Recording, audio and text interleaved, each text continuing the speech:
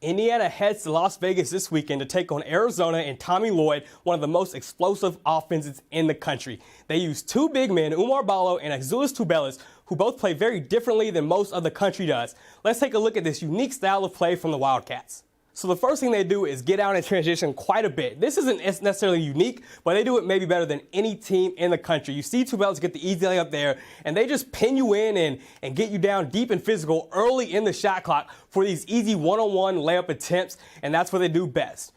And right here, we see another play where they actually cover Tubelis well, streaking up the court, even though a man might have been missed. But instead, you're missing out on Ballo.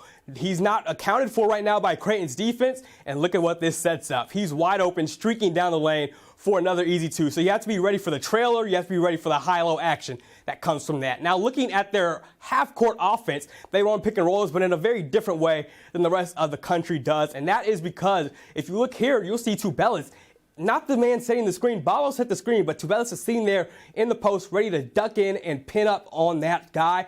And look at what it leads to. It leads to an easy layup for him because it's just a different play. Most teams aren't ready for it, and he gets deep ceiling positioning on that play.